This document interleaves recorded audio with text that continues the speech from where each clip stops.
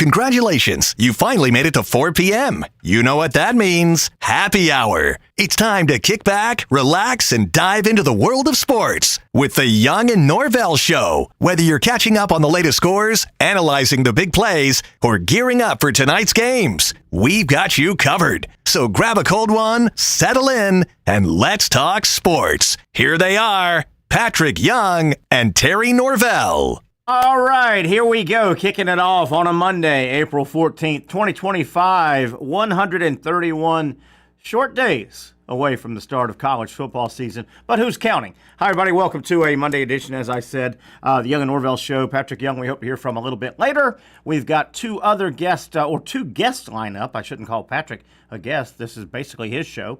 I just ride around for the hell of it. Monday through Friday. We in the second hour, as we do a lot of times on Mondays, coming out of a busy sports weekend. There's a lot of serious, big-time sports, and a lot of times there's a lot of fun, lighter side of sports. We call it Out of Bounds about 5 o'clock with our buddy, our resident comedian, Mike Freed will join us about 5 o'clock. That'll lead us into 5:30-ish, 5:25, somewhere in that neighborhood. We'll welcome our buddy, a very big part of our show here, Brent Beaird. You know him, you love him, one of the great college football and basketball analysts in the Southeast region. He's been doing it a long time. Brent has a good finger on the pulse of college athletics, and certainly he has a great news and note bag from college football this past Saturday. A couple of spring games, some spring practices, simulating games kind of, but Brent's got a lot of notes. I've looked at some of the notes, and we will dive into that. Other topics we'll get to today, Major League Baseball, starting to get in the swing. We're starting to, slowly get to a point where there have been enough games played to start reading a little bit. We'll take a look at Major League Baseball. In particular, the Dodgers and the Braves. And the Dodgers, the story right now is not what you would think it is, as I think I hear Patrick Young stirring about. The Dodgers, Patrick, are actually scuffling a little bit. I know they've got this all-star. They got destroyed. How about that? Over the weekend, 16-0 at one point. They got beat, Pat. How about that? It was unbelievable, man. Well, not unbelievable, just like a shock. But goes to show, even having a super powerhouse team doesn't mean in baseball that you still aren't going to get shown up every now and then. You just can't have 162 multiple games like that. Yeah.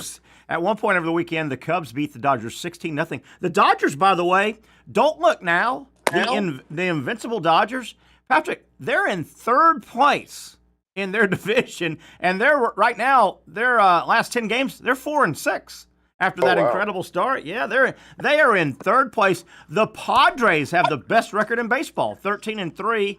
The Dodgers not tight; they are in clear third place in the NL West. So, and then the Braves continue to scuffle. The Braves are also 4-6. Their last 10, terrible start. They lose yesterday, and then by the way, I don't know if this will hold up. The Braves have had a tough schedule. They open up a 3-game set at Toronto. And the Blue Jays are first place in the AL East right now. So the Braves cannot get out of the way of first place teams right now on their schedule. Oh, man, the Braves, gosh, man. I feel so bad for an organization that it seemed was trying to do things the right way. Yeah. Injuries have really got them. And when I say the right way, with building guys up in their through their scouting and their the club system and drafting well and paying guys. The whole Freddie Freeman situation, I think that may have been a spiral effect, though. It's possible. Maybe. We'll get deeper into baseball tomorrow. Kate Kistner, our buddy from Sports Illustrated, will join us kind of at the early point, get his opinion of who's real, who's not real. Is it too early to tell who's real, who's not real?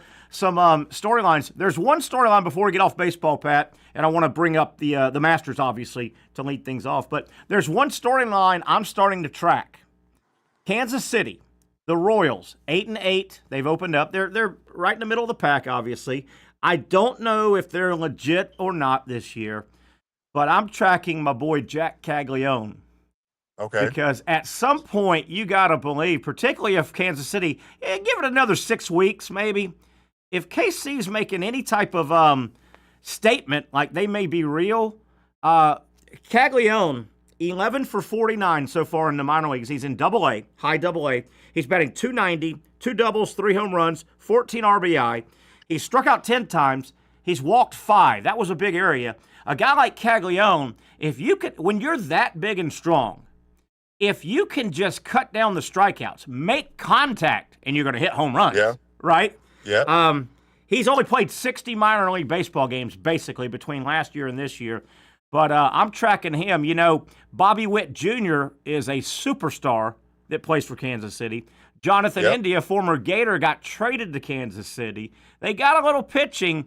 I'm looking forward to him getting called up here in 6 weeks to 2 months, maybe, if KC thinks. Yeah, I hope so. And baseball could use that story. Another big. He's going to get portrayed as the American version of Ohtani. Yeah, and that'll be fun. That'll be fun. Now, obviously, LA and KC, they're in different. How's it been going with him? Has he still been pitching in the pretty okay, decently? Cags, I don't know. I don't think he's pitching right now. I think they're trying to let him work on one fundamental, that being hitting. And I don't know. I'm not so sure we'll ever see Cags pitch again. He may. I think he wants to, but it's hard. He throws 97. I know. Goodness gracious. I know. All right, Pat, we've got time to talk baseball. We'll get into it a lot tomorrow. We may delve back into it here momentarily as your boy Paul Skeens on the mound, 6:40 first pitch. It's always fun to track Paul Skeens.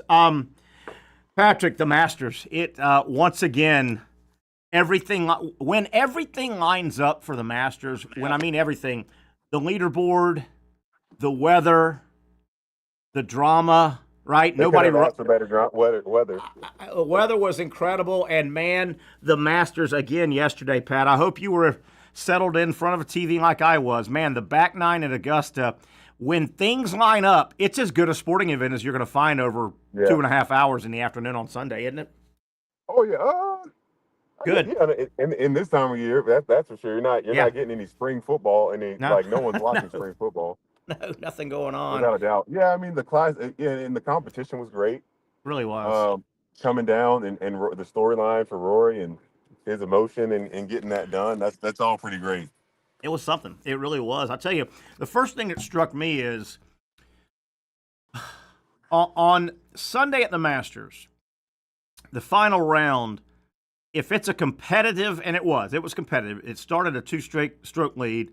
Immediately, that was gone. Right? Immediately. You look back at Roy McIlroy, and it's so hard to win a competitive Masters final round when your first hole of the day yesterday and your 18th hole of the day yesterday for McIlroy were disasters. They were double bogey to open, and you miss a 3.5, 4-footer on 18 to win it. It's hard to win when you open with a terrible hole and you closed regulation, but he did it somehow. Man, I thought he was cooked when he missed that putt. I really did. Oh, I didn't know. I mean, guys, 3 feet away. He got so fortunate that Justin Rose just had a really bad shot on their playoff hole. Yeah, and I think that was more bad luck for Rose. I think he hit a great shot. That thing hit about 1.5 feet in front of the pin, and the commentators, Nance and those guys, they were stunned how far it went past the hole. I think that was a situation where a really good shot didn't turn out the way it should have. I thought he was going to be about 1.5 feet away. I know. But no, it took off. And Rory's ball said, "Hold my beer." How about that? Yeah, and it rolled back. But, you get back to Roy on 18 yesterday, where he could have won it with a 3.5-foot putt after all he went through in 18. On the Sunday round. Patrick, if you go back and look at that putt, and I've seen it 3 or 4 times now, the one he missed in regulation on 18, Patrick, that was about a 3.5-foot putt. It did not even touch the cup. That's how bad it didn't lip out or almost fall. He missed the cup. Right. He didn't touch the cup. It. Woo! Straight up missed it. That from that close. Yeah, those show how mental the game is. And hopefully, I think he's going to turn into a monster now, man. He might. He's got that weight lifted off his shoulders. He might. He's going to be able to play free. What they say? He's 35, I think, which is still relatively young in modern golf. 30 years ago, 35, you're starting to get, long in tooth. Man, Roy, he looks like he is clearly in his man-strong years. He smashes the ball. I mean, did you see those drives he was hitting yesterday and all weekend? He looks like he's in great shape. Like he really does. He looks like he can play. He's going to be playing until he's 70. He really does. He might, keep an eye. I'll tell you another guy that if your boy Scotty Scheffler could have gotten maybe 2 shots closer and his name popped up way up high, man, he was making a run at that thing. He was making a run at that thing. And then, Bryson DeChambeau, he just, I'm not a huge fan of just how Bryson approaches the game in terms of his swing is so stiff and his short game isn't great. I understand there's a whole thing behind it that he does to perfect that, but it hasn't seemed to turn into more winning. He's growing on me a little bit. He when he burst on the scene and he plays every club, he's stiff and he has his own theory. He rubbed you a little wrong. He's growing on me a little bit, but Patrick, when I watch him play, and I watched almost every shot yesterday he had, he looks so stiff and awkward, but it works for him. How about when he putts, man? He's like, he wants to keep that V perfectly. He looks like the Tin Man on Wizard of Oz. He's just so stiff. But damn if it doesn't work for him, doesn't it? Oh, did we lose Pat? Maybe he's a DeChambeau guy. But no, when Pat was saying, when you watch DeChambeau, it works for him. But guys, even putting, you're back. He looks so stiff everything he does, doesn't he? Yeah, he does, without a doubt. He's like the Scarecrow or the Tin Man. But it works for him. And then when they have close-up shots of him, he plays, and your dad could probably speak to this, his grips are really thick. They look uncomfortably thick, don't they? Especially for his putting. His putter grip is huge as well. Yeah. I'll tell you one thing now. First of all, what Roy did yesterday, 6 players have ever won a career Grand Slam. I mean, that is a mouthful. That's Hall of Fame. Is Roy McIlroy 6 now? Players, man. Yeah, he's now in the Hall of Fame if he wasn't before. Look at his start to this year, though. He won the Players, right? He's got the Players and the Masters right now under his belt. That's a pretty good start, isn't it? Yeah, absolutely. Goodness gracious. Absolutely. It's a great freaking start, man. Yeah, he's on pace. I think he's going to rip it this year and have one of those just like, not Tiger Woods though, but like how Scotty Scheffler had a year where he won the majority. I think Rory's going to go on and I'll tell you though, have a year like that. I know Scheffler, had the hand cut or whatever he did to his hand in the off season and this and that. Boy, it looked like he was finding his game yesterday and all weekend. Yeah. It looked like, I tell you, who a big beneficiary is right now? The big beneficiary of yesterday and all week at the Masters is the PGA, the next major. Because obviously the storyline going into next month and the PGA will be Roy. Can he get leg number 2? Right? He's had the big start. Oh, by the way, this guy Scheffler, he stumbled a little bit with the injury, but the PGA right now is loving life, isn't it? Built-in storyline right out of the gate. Yeah, absolutely. Man. There's got to be.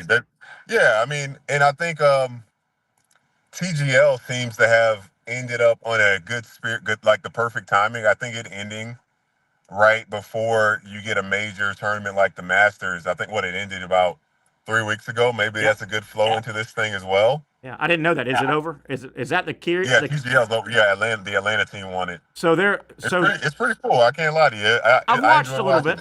I've watched a little bit. So it's built in to be an off season, that little bridge, like Not golf. necessarily. Oh no, not necessarily. No. The guys are because it's only 15 rounds, or 15 holes. I mean, they're doing this event, and let's just say their total time. It's only one location in Jupiter. Okay. I believe Jupiter. So you're indoor. Like these guys, they could finish up a tournament, and then go to the TGL on a Tuesday. Yeah. Or Wednesday, or Tuesday, or Monday or Tuesday, or if they're not choosing not to play in a certain tournament, they could like it's a within, but just the timing that TGL ended seemed to be pretty perfect.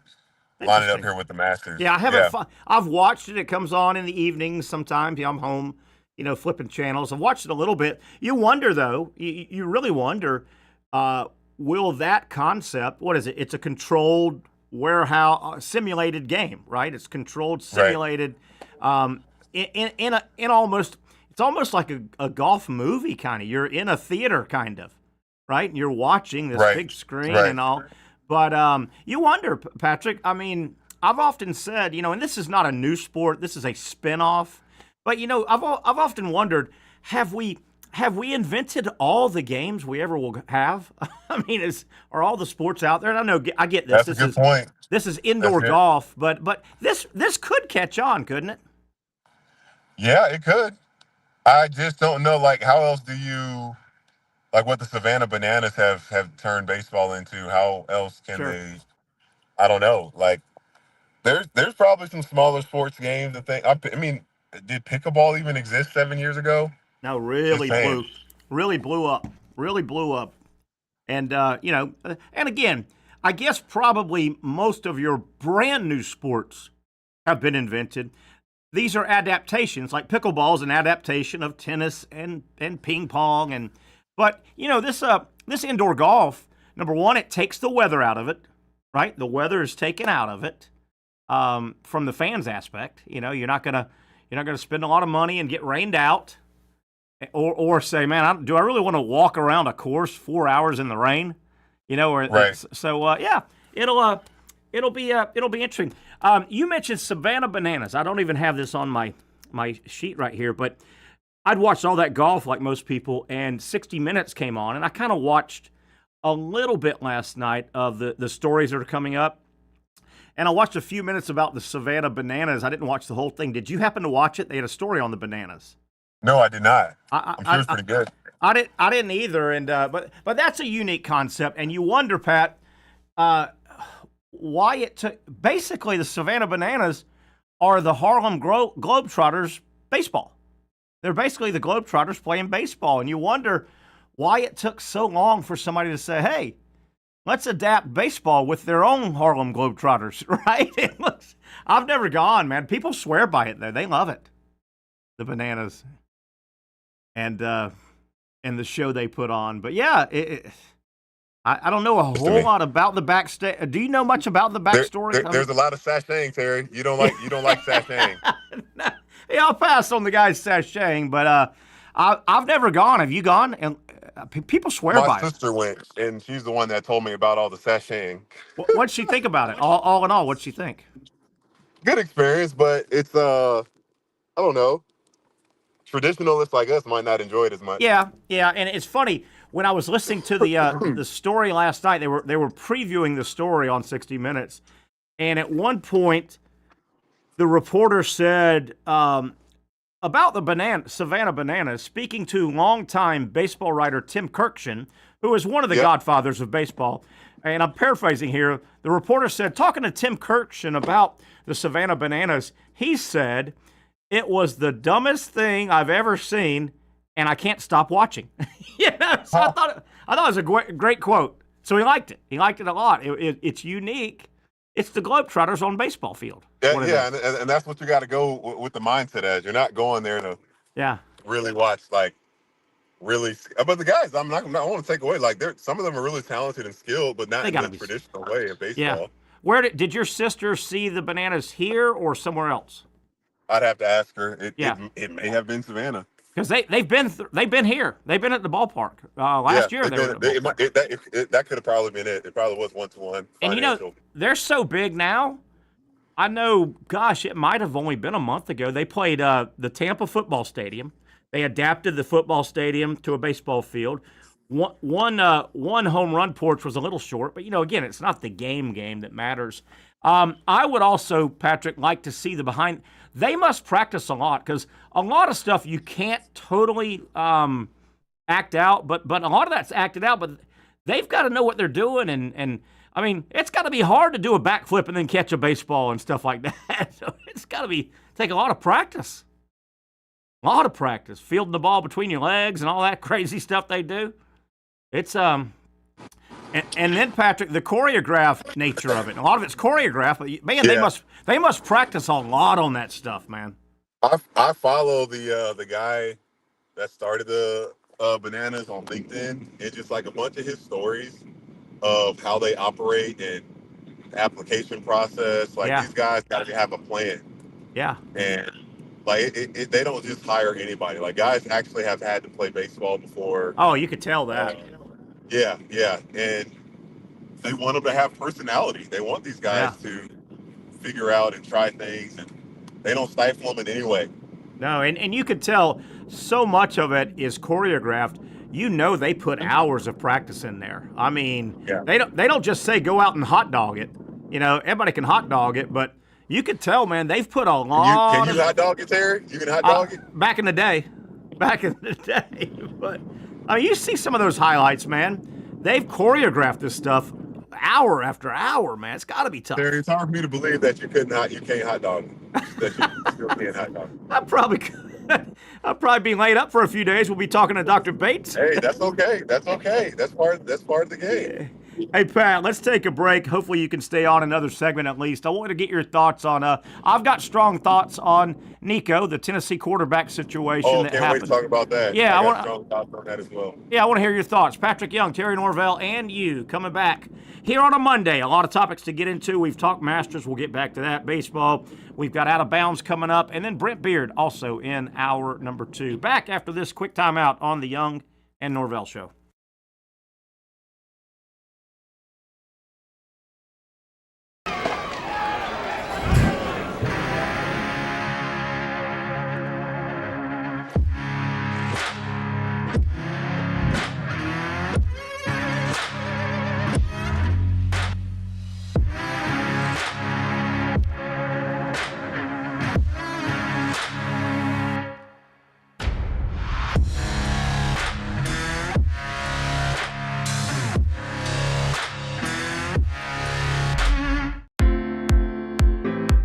At Southeast Orthopedic Specialists, we know pain and injuries can stop you from doing what you love. This is why our board-certified orthopedic specialists offer the latest in both non-surgical and surgical treatment options and create a treatment plan tailored to your unique lifestyle and goals. So, whether it is a sports injury or that nagging pain that's keeping you from doing what you love, our team has the right treatment for you. For more information or to schedule an appointment online, visit our website. Finally, a family atmosphere, kid-friendly restaurant with a real sports bar feel. Bricks Jack's Beach features all of that and a large, climate-controlled covered patio with misting fans and heaters for all seasons. Mix in an extremely diverse menu that features the most quality and affordable steak at the beach, and there's no reason not to enjoy your next lunch, dinner, happy hour, or big sporting event at Bricks Jack's Beach, 300 2nd Street North in Jacksonville Beach. See you at Bricks Jack's Beach. You really got to hand it to him. Hold on. The previous play is under further review. I'm not sure what he could review, but okay.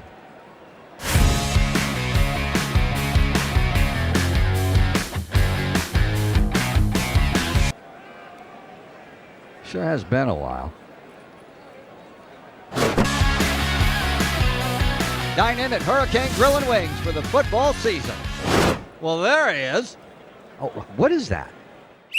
The Action Sports Jax 24/7 network is streaming. I'm Stuart Weber, and I'm here to teach you a nice 3-step process on how you can watch all your favorite programming from the Brent and Austin Show every weekday 10 a.m. to 1 p.m. or the Cup Date with me. It's fantastic. We talk NASCAR. It's a great time. Wednesdays at 1 o'clock. All right, first step, easy.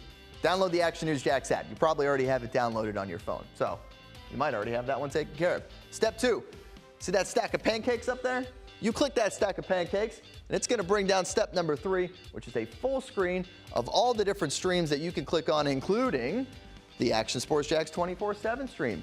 You click that, the video's rocking and rolling on your mobile device. You're watching all the shows you want to, and you're having a good time. You can also do it on your smart TV with the Action News Jax Now app.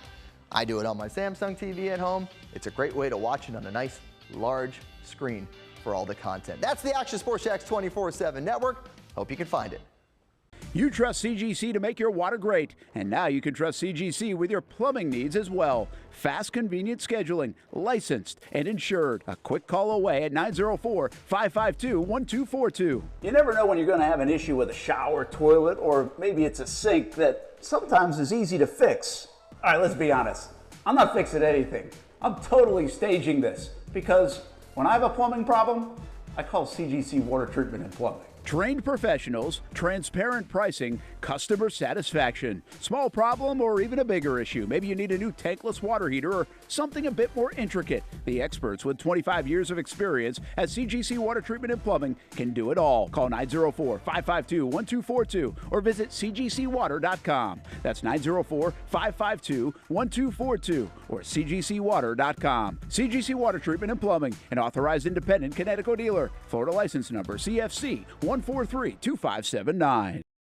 Okay, as we look over a beautiful shot of downtown Jacksonville, we welcome you back Monday, April 14th, 2025. 131 days away from the start of college football season. Speaking of college football, over the weekend, Nico, the former quarterback at Tennessee, basically said he's holding out. He wants a new contract or he's out of there. And it appears he is out of there. Patrick Young, really looking forward to your thoughts on what Nico in Tennessee over the weekend. Go ahead, and I'll give you my thoughts. Go ahead, Pat. I think where I'll start with is with Nico to say that this falls on Tennessee. They created this monster. Okay. And I don't want to say that Nico has no responsibility, but they were the first team, one of the first teams to offer a long-term contract. Yeah. To a high school kid. He was getting paid through getting payments in high school. And as a result, he gets to his head, his family's head, and all these things. Where is the gratitude in making $2.4 million when you're like that money that you're not getting? I'm not going to say you're not getting life-changing money in college, because I don't know what everybody's situation is going to be, right, Terry? Yeah, sure. But you see this college should still be seen as your preparation into professionalism, into adulthood, into manhood, like the long term. And it was so short-sighted. He probably saw Carson Beck get $4 million, which I think so. I can't say that's not right to pay him that money. We have no market value, no rules, no standard of what that amount should be. But then I hear today Nico apparently and a few other Tennessee players were going to threaten to hold out before the bowl game. Oh, I didn't know that. Terry, I didn't know that. Just heard that was a thing. And I love that the Tennessee held their ground because this isn't right. No player is bigger than the school, no coach. And last thing I was going to say on that, he cannot transfer to an SEC school, Correct. and they cannot bring in an SEC quarterback. Yeah. So everybody loses. Everybody is lost. Yeah, it's unique. I'm not surprised because in pro sports we have holdouts. Here's a couple of names you may have heard of from last year that either had holdouts or hold-ins. Jamar Chase had a hold-in. That means you report to camp, but you refuse to participate. CeeDee Lamb had a holdout last year in the NFL. Hassan Reddick had a holdout. Brandon Ayuk had a hold-in. And again, hold-ins mean you report, but you and your agent have said, we're not happy with the terms. We want new terms. I'm not doing anything on the field. I am holding out. I'm not participating. So Trent Williams, San Francisco 49ers last year, veteran left tackle, held out of training camp due to contract concerns, incurring $50,000 fines, went on to work a new deal. All these work new deals, but holdouts are part of professional sports right now. And I think one of the best examples of a holdout that did not work out and ended up in the NFL and really had a guy's career go down after that. Well, there's two. There's Melvin Gordon, which I would say was worse. Yeah, I remember that, yeah. Than Le'Veon Bell. Oh, Le'Veon Bell, at least he got another shot at a good contract. Yeah. To make some money. Melvin Gordon, his career went downhill, and this was like, he was like holding out in his second year. Yeah.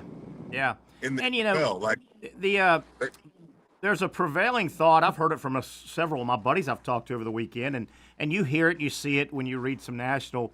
There's a prevailing thought. My God, Nico, you're not that good. What are you doing holding out? Well, let me give you a news flash. Let me give you a news flash. Nico at Tennessee is far from the first guy that ever held out, and most of the public goes, "How are you holding out? You're not that good." But when guys think their contracts have gotten overweighted by other, holdouts. Be careful, particularly until there are some official laws and regulations that the NCAA can back with. Be careful if you throw stones. This could happen to your school and your favorite player or one of your players as well. Yeah. That's why I respect DJ Lagway so much because, well, I guess this goes more to his parents because I think the people leading the way for Nico was family, like his representative. Because DJ, his mom and dad and family, like they take care of all this NIL stuff, and he stays out of it. He completely stays out of it, and you can see he's given $100,000 to the women's side for NIL money, and like he's got his mind right because he knows he's not like we talk a lot about his potential. You know, we want to see DJ Lagway become that guy. He knows he's not that guy yet. Yeah. Nico already thought he was that guy. Yeah. He probably thought he should have been starting over Hendon Hooker. Yeah, probably. He probably thought that. For him, he needs to have a Hendon Hooking like year to even be in a position where you could say, I want a better contract. Yeah. Like, you're not even worth $2.4 million, bro. Let me see if you could correct me if I'm wrong, but I think Nico, he's in the third year of a 4-year contract that he signed. I believe so. Yeah. So if you think about a contract, a 4-year contract, and you think about when is it appropriate if you think you want to hold out, if you're asking for more money, a new contract, and you're told no, the time to hold out is year 3, not wait until year 4, and they say, well, we'll bump you, finish out your contract, and walk. Yeah, especially since you can transfer right away. Yeah, this is the year to hold out if you're going to hold out. And, until the government gives the NCAA, and don't blame the NCAA on this, they just don't have the power to dictate employment and things like that. Until the government gives the NCAA some teeth, this could easily be common. I mean, I've often tried to tell the fan out there that gets all worked up, this is killing. You've got to look at it and say, the good old win one for the Gipper, go State U, play for the name on your chest. Those days are gone. It's professional sports. And until the fans out there were so many fans worked up so much. I can't believe this guy, what he's doing. It's pro sports. Holdouts happen in pro sports. I mean, like it or not, holdouts happen. I can believe it happened, but I can't believe it happened at the same time. Yeah. Frankly, if you think about it, if you really wanted to push the issue and you're the player that's going to hold out, you would hold out August 1st, wouldn't you? I mean, you talk about over a barrel holding, which exactly. is what you're exactly right. You hold out August 1st, right. Which is the NFL guys. They talk in the off season, but when they really hold out is when training camp rolls around, and there's only a couple weeks before. You're exactly right. Yeah, if you really timing, he didn't have put enough leverage. That they still probably wouldn't have paid him. Yeah, but maybe they could have come to some type of compromise. Maybe all of a sudden, hey, you saw where Georgia Tech and Tennessee worked out a home and home that starts in a couple of years. Imagine if instead of some cupcake, Tennessee's opening up with Georgia Tech on August 31st. and you announce you're holding out on August 1st, well, now, you may not have anywhere to go yourself, but if you're going to hold out, you're probably already prepared to say, I may be throwing in a year here anyway. If you want to put some pressure, you hold out August 1st. I think it's so selfish, man. That's so selfish. Yeah. I hate it. I hate that so much. Yeah. I don't hate the principle of these guys getting paid. I hate the principle of affecting your teammates. Teammates. Like, I like to think that your trust or your belief in their reliability might be altered a little bit. Like, because you're the quarterback, I need to get the ball from you, and second string Joe Schmo, he can't pass. Yeah, that's gonna affect my money in the future. Like, that's gonna affect our chances of winning. Let me go over a couple. Why am I here? Why, if you're holding out and I can't rely that you're, why am I even here? Yeah, it's there. I mean, there's a locker room issue. There's definitely a locker room issue. Let me go over a couple of these holdouts just to refresh people's memories. These are NFL holdouts from last offseason, going into training camp. Jamar Chase, he was a hold-in. Chase, a 3-time Pro Bowl wide receiver, reported to training camp, but refrained from practicing as he sought a lucrative extension, meaning he was under contract. His limited participation persisted into preseason, raising concerns, blah, blah, blah, blah, blah. Okay. CeeDee Lamb, Dallas Cowboys, holdout, not even a hold-in. Lamb, the NFL's 2023 reception leader, skipped voluntary and mandatory minicamp and training camp while negotiating a new deal. On August 26, 2024, he signed, which is basically a week before the NFL season. He signed a new 4-year contract, all this money, blah, blah, blah. Hassan Reddick, New York Jets, holdout. After being traded from the Eagles to the Jets in April of 24, Reddick held out training camp and the start of the regular season, seeking a new contract. His absence led to over $1 million fines, blah, blah, blah. They came to an agreement. Brandon Ayuk, hold in. Ayuk attended training camp but did not participate in practices, signaling a hold-in as he pursued a contract extension. Again, he had a contract. He just wanted it reworked. On and on and on. Obviously, he signed and played Trent Williams. This is part of pro sports. Yeah, got injured. This is part of pro sports, boys. It is what it is. It is what it is. It hurts so much. You see these guys now, but this is what happens in pro sports all the time. Yeah. Hey, you can pay a guy a lot of money for that year, and they get injured, and they are not able to play. Here's one final thought from this article that lists all these holdouts from last year. These holdouts and hold-ins highlight the evolving strategies NFL players employ to secure favorable contracts, reflecting the increasing value placed on key positions like wide receiver and edge rusher. Pat, I want to get to one more topic before this break. It's going to be a little bit of a downer topic. Before you switch over topics, go ahead. Do you think somebody's going to grab him? Yes. Yes, I think. Do you think they're going to pay him $2.4 million what he was getting before? He may have lost a little bit, but maybe he'll feel happy, and that's worth losing a few dollars. I don't know if he's. So ultimately, you think he's going to be fine?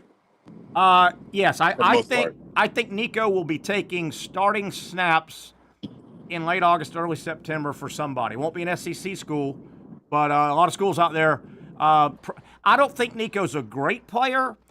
I've seen worse starting in college football. I've seen a lot worse starting in college football. Sad story. Right.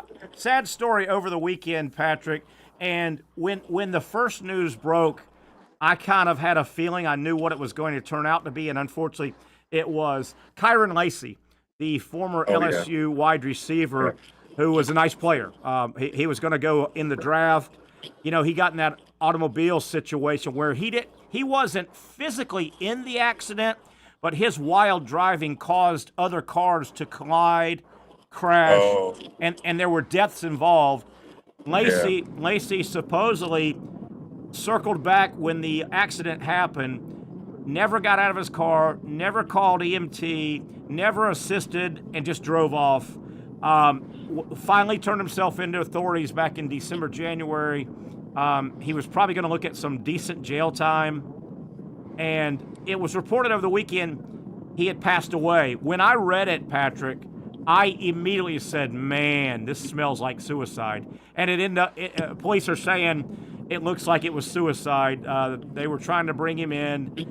He had another altercation over the weekend with involving a gun and brandishing it. He took off. Police chased him. Supposedly, as they cornered him, he took his own life. Boy, you could see that, man. This was a guy that he looked up. He made a big mistake, and I think he was cognizant of looking at a lot of jail time, and he took his life. Yeah. What a tough story over the weekend, man. Tough story. It's heartbreaking, man. Yeah. Tough. Dang, man. It's hard to even find the right words to say. Just, heartbroken for that. I think it was a gentleman that passed away in that car accident. 78 years old, yeah. And, unless you're in that position, what's going through Lacey's mind? He's 21, maybe. He's sitting there going, gosh darn, I'm going to do some hard time. We gotta do a better job with our athletes. It's we try to make light fun of it, like what Georgia's going through these last few years. Sure. And then we've had some NFL players, like they got to do better. Yeah. Got to stop having instances like this. I don't care if you're rich, if you have a fast car, be responsible with all that stuff. Yeah. And That's no tough one's one. invincible. Like Henry Ruggs has to be, you would think he'd be the staple child. Yeah. For never getting behind the wheel when you shouldn't be after drinking, and then never getting behind the wheel and going over 100 miles per hour. Yeah. What do you need to do that for? Yeah, it was a tough story. And like I said, when I saw former LSU wide receiver, passes away over the weekend, I immediately went, oh my God, this has suicide written all over it. He was 24, man. 24. Yeah. He probably had talked to his attorney a couple times, and his attorney was probably honest with him and said, hey, man, best scenario, and I don't know his record, or if he had one even, but his attorney probably gave him some advice, he and his family, hey, you're going to have to do some time. It may be, 5 to 10 years and then probation. I don't know. But, a 21-year-old kid, 5 to 10 years is a life sentence. For sure. So I would imagine that played into into a completely different person. Yeah. He's going to be, he would be completely have serving that time. Yeah, that was tough. I just wanted to get that out. I know people, and he was a player now. I mean, he would have been drafted probably, I'm guessing, 3rd, 4th round. LSU, all they do is put out wide receivers. That's all they do. He would have got drafted for sure. Yeah, he was a good player at LSU, and as I understand it, he came to LSU after last year, after 2 or 3 years at Louisiana, where Billy Napier coached him. So Napier, I think, Montrell Johnson, the running back for Florida, who came with Napier, he had a couple of tweets over the weekend, lamenting his friend. Yeah, Napier and some of the Florida guys knew him from his time, because Louisiana, some guys followed Napier to Florida. Yeah. And that's where Kyron Lacey started his career. That's tough. You wasn't able to grab Kyron Lacey to bring him over here? I know. We kid because we care. Pat, before we take a break, I don't know if you have any hard thoughts, and this is not a big deal, but it got a lot of talk over the weekend. Did you feel Florida shortchanged the basketball team by putting their celebration inside the orange and blue game at halftime? I thought Florida could have handled that a little better. It almost looks like you're patting the basketball team on the head a little bit, but it should have been an exact tech for sure. Yeah, and maybe earlier that day before or something. Yeah, earlier that day, and that would have been perfect. Yeah, have the spring. They should have had the spring. Have both things. Have the football game a little bit later. Maybe the game at 3:30, and do a basketball celebration at 12. Yeah. Right at noon on a Saturday. Something like that. And I get it. Baseball was also going on, and they were playing a doubleheader because of rain. But yeah, maybe you don't worry about concessions on the basketball side. Maybe something that can make it easier, because you're really just having those people come in to celebrate. Yeah. Yeah. and talk. You can't really hear the team very well talk, or anybody on the microphone in the Ben Hill Griffin that well. I agree. You'd hear him perfectly in the stadium. I agree.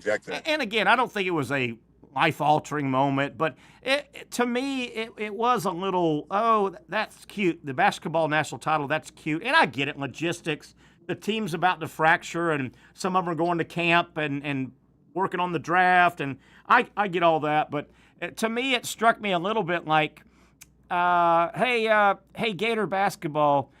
This is the White House calling. Hey, listen, you know the Boston Celtics, they won the NBA title again. They're coming in to see the president and have their day in D.C. on XYZ. Could you guys come on that same day as well? And we'll run you guys through first. You know, to me, that's kind of how it felt a little bit like pat the little basketball team on the head. And I don't know, it's not that big of a deal. I'm making too much of it, I guess, Pat. 60,000 people still showed up, though. Yeah. Terry, it's a young man's game out there, Terry. It is. Now, to be fair, these girls don't wear clothes anymore. No. I heard that over the weekend. The amount of booty cheeks that were just out. I mean, it's high-waisted, and the line of their shorts just goes right to barely above the booty crack. Booty hole. Whatever. That stuff. Goodness gracious, Terry. It's just it's everywhere. And I'm like, I just want to enjoy myself at celebrating the basketball. I didn't come here for all this, Terry. Yeah, spring, and I did get a text about that over the weekend. Spring clothing is definitely here, right? It's definitely spring clothing season right now. And hey, it's Pat, perfect. It's the perfect time of year right now. Oh man, this past week was incredible weather. How about hot in the day, warm in the day, cool at night? Oh, it's good weather. I've said this for a long. You want to get back into golf? Now's the time, Terry. No doubt. Beautiful weather right now. I have said, though, about what you're talking about, the scantily clad youth of America. I swear to you, Patrick, if there were not indecency laws on the books, I think half of the young people would go butt naked if they could. They would just go butt naked, I think. Absolutely. Not me. Absolutely. No, I'm over here just like thinking like there's no way your parents would approve. I know. Like I would never. If my stepdaughter was trying to walk out the house like that, I was like, we need to do some education here. Yeah. We need some education. Who bought these clothes? First off. So how bought these clothes? Oh, I got it. I need to repent. Yeah. So you were in Gainesville. How was it? Was it? It had to be a great day. The weather and all. It was a great day, man. I went over and I got there a little bit later than I wanted to. It was an easy Saturday morning, and I'm always like, you don't need to rush to have fun. So I got to the men's practice facility and I rode my little Firefly scooter. Okay. Hung out with Duke. Nice. And I ran into an old manager for the basketball team that he was a manager when I was there. Right. Then the stadium was full. It was crazy. It was awesome. That's wonderful. But did you get any? Them coming up, Any portal scoop? I want to know portal scoop. All that's great. No, I don't know anything. I heard the freshman class is going to be pretty good, but I didn't get a portal scoop. I don't know anything about that. I got you. Fair enough. But then I went with Chris Doring over to McDenton's. Oh, nice. It's where social used to be, and then I hung out with Duke Warner, longtime athletic trainer of the Gators, who went and hung out with. Beautiful home, man. Duke has a beautiful home. Oh man. Nice. Sounds like a great day. He bought it from Luke, Coach Shiat, Larry Shiat, when he moved over and started coaching in Wyoming. So it's a really nice house. Patrick, I just thought of something. We'll go to break here in a second, and we'll welcome our buddy Mike Freed, our comedian, our resident comedian. I just thought of something, Patrick. You were a great basketball player. You know a lot about the game of basketball. The University of Florida basketball staff has 2 openings. Patrick Young. I got a new job for you. Pat. No. No? Okay. I don't want to lose you here, but no interest in coaching ever? No? No interest. 0. All right. Why? Because you were such a bad player to be coached? I tried to get on Coach White's staff to be a player development, what Torian Green does, and just never. Denver told me if Coach White if he would have just asked for the position to be made, it would have been made, but he never did. Wow. I would have loved to work for him. Be interesting to see if it'll be interesting to see if he just bumps up a few guys. Because they've got 2 holes right now, right? 2 guys took jobs. Yeah. 2 guys, yeah. Offensive guy and a defensive guy. Yeah. One went to Columbia and one went to Campbell. Good start. And good for them. Man, that's what you're supposed to do. What you're supposed to do. Absolutely, Be good. Without a doubt. Be good at what you do. Learn under some good people. And, use the success. So, all right, Pat, I'll take your name out. I was going to put your name in the hopper there for those jobs. Hey, man, I wouldn't be, in the situation that Coach Hartman is in. Yeah. Like, why would I want to leave? Yeah. I don't know. He's an older guy. In general, man, I wouldn't mind sitting under a great head coach for a while and be an assistant. Yeah. In basketball. But, the NBA is a lot different animal, man. Yeah. You can be successful and they still get ready in the NBA. How about 82-game regular season? How about preseason games? How about a 2-month postseason if you keep winning? That's a grind, man. That's got to be a grind. Ooh. Oh. In any other sport, baseball, yeah. They end up playing around 60 to 60, 70 games a year, college baseball. Yeah. Yeah. Because I'm trying to think in what other collegiate sport is the amount of events or competition half as many as the professional regular season. That's a huge jump, man. How about those to go from playing 40 games to going to play 82 plus playoffs? And don't forget the preseason. They play a lot of preseason. Man, I was just thinking, man, those NBA guys, man, that is a lot of time on an airplane. Woo, God, you're on an airplane a lot, aren't you?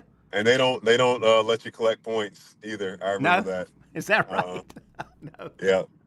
No point collection. That's all got to be all in your own time. Woo, man. All right, Pat, if you want to scoot, we'll let you get out of here. Good stuff here, first hour. We got Thank you, sir. Brent Beaird coming up a little bit later, and we're going to make fun of you with our comedian on the other side, Mike Friedel. Sounds like a plan. Sounds good. Go ahead and turn it off. Don't watch, Pat. We're going to make fun of you, so don't watch. All right. Bye. That's my man, Patrick Young, checking in hour number 1. We got 2 guests lined up for you. Hour number 2, we'll talk some out of bounds. We'll take it out of bounds, the lighter side of sports with Mike Fried, our resident comedian, and then Brent Beaird about 5:30. That and a whole lot more coming up. Second hour, Young Norvelle. For those dealing with pain from a sports injury, arthritis, or spine condition, Southeast Orthopedic Specialists offers innovative new non-surgical options. Our regenerative medicine treatments, including platelet-rich plasma and other regenerative treatments, use your body's own restorative cells to aid in treating injuries. These procedures are performed in our offices and typically require minimal downtime. If you want to get back to doing what you love, our regenerative treatment options may be right for you. For more information or to schedule an appointment online, visit our website.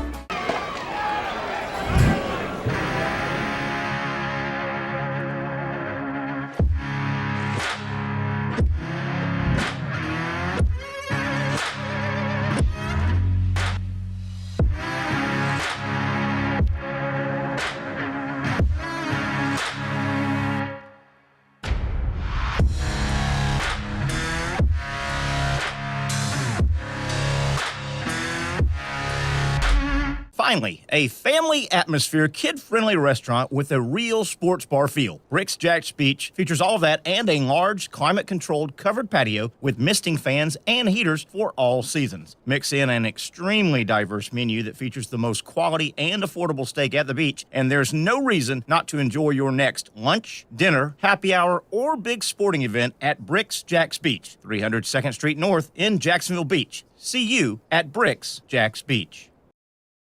You really got to hand it to him. Hold on. The previous play is under further review. I'm not sure what he could review, but okay.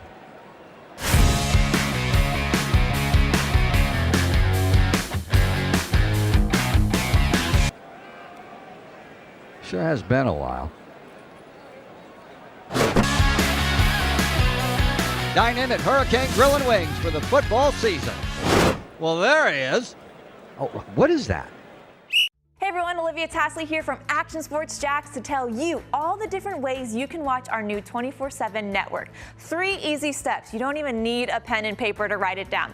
Step number 1, download the app. Search Action News Jax in your app store either on your phone or your smart TV. Then, once you're on the app, click on that little drop-down menu in the upper left-hand corner with the 3 little lines. That'll show you these options, and boom, right here, click Action Sports Jax 24/7, and you will be brought to our continuous stream channel. That app can be accessed through all these different platforms. Whether you have Roku, Fire TV, Smart TV, Apple TV, or Google TV, you can find our app. Now, if you don't have access to the app, don't worry, we still got you covered. We're across all social media platforms from Facebook, Instagram, X, YouTube, Twitch. We have a podcast channel. Plus, check out our short reels on our TikTok. Action Sports Jax 24/7. It's on all the time and everywhere.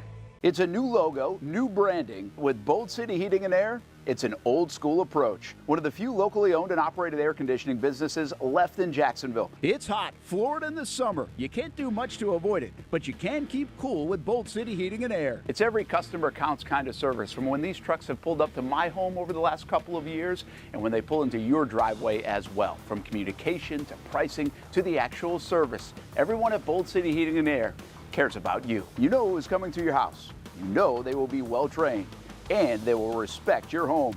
Air conditioning convenience at boldcityac.com. Stay cool while it gets hot. Bold City Heating and Air can help. Don't get caught sweating all summer. boldcityac.com, and they have financing to help. New systems starting at $110 a month and $50 off any repairs. Stay safe, stay comfortable with Bold City Heating and Air at boldcityac.com. Homegrown in your hometown. You know, when you have a show that is pretty much considered a joke, you bring on a resident comedian, right? As we welcome you back, hour number 2. Terry Norvelle here. I want to thank Patrick Young. He was on all first hour. We let Pat get about his business. As we do on Mondays, we like to take it out of bounds, the lighter side of sports, with that guy. Me. Comedian Mike Freed. I am here. I'm back from Idaho. Back from Idaho. You had a paid gig. You're a professional comedian. 2. And 2? 2 paid gigs. Yeah, 2 different places. Like in a Idaho. Friday, Saturday night kind of thing? Or it was a Friday and a Saturday. That's right. First night was in a opera house in lovely Glen Ferry, Idaho. Glens Ferry, I think it was, right where the Oregon Passage came across the Snake River there. I've been across that. That Snake River, snakes all over. It is. I was driving out to the West Coast one time, not to jump your story. That's all right. And I was heading the same basic direction. I think I crossed the Snake River about 8 times. Yeah. Over bridges. Was drinking involved? No. Where was your second gig? Was it far away? By the way, Snake River not filled with snakes. I thought it was, but no. Second gig was in a little town called Hammett. How far apart were those little towns? Maybe 30, 40 miles. We still stayed in Glens Ferry for both nights.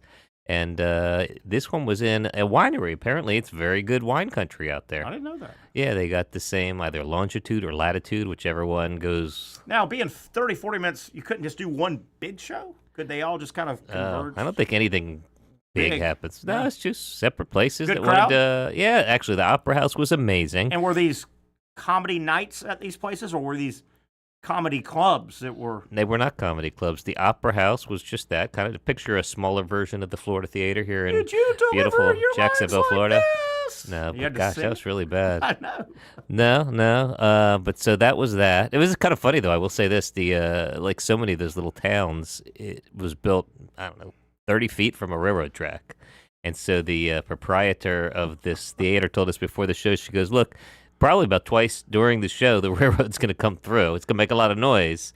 I picture the movie Brewster's Millions. Remember that with the outfield? Oh, I love Train Brewster's in the Millions. outfield. Yeah, this is a train that sort of shook the walls in this little old opera house, and we were supposed to sing. How many times did it come through? B, did you know the timing of it? Or? No, it was random. It did not come through. I did 30 minutes. I was the feature. It did not come through at all during my set, but during the headliner set, a guy named Lee Harden, who brought me out there, came through at his set, and we were instructed that the audience knows that you just stop the show and you start singing, "I've been working on the railroad." I've been working on the railroad. Yeah, and they enjoyed good song. it. Yeah, it was good. I don't know how they do that, like in the middle of a drama or something. Wow. So anyway, that was my weekend. Did you kill? Did you kill it? I did kill it. I did. I think brand new material. Do you have anything you can share with us? So your best joke of the night? Well, actually, it's funny you ask it because there is a story that I thought we would talk about today. It's not a funny sports story, but I mean, Hooters is a sports bar, so I feel like we can venture into it. But just talking about the bankruptcy of Hooters, They're Hooters, not out of assets, are they? it depends what their assets are. No, the assets are still there. To be honest, they're repurposing the assets.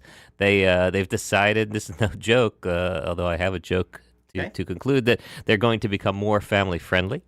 The people at Hooters decided that simply pretending that mediocre chicken wings are outstanding so that you could get awkward looks from women is not a great business model going forward. Yeah, I think that's been outright. They've filed for bankruptcy a month or so ago. This is they definitely and they're going to try to reorganize. They're reorganizing, more family friendly. So now they're going to use the same women. They're just going to have wet nurses and lactation consultants. There you go. Yeah, that was the punchline. That was a long burn. burn. Being serious for a minute, any costume additions, changes, at Hooters? Color scheme changes, anything? Or? They have not gotten to that point yet. Hooters actually has a very strong Jacksonville tie because a guy named Hugh Connerty. Yeah, you remember Hugh? Yeah.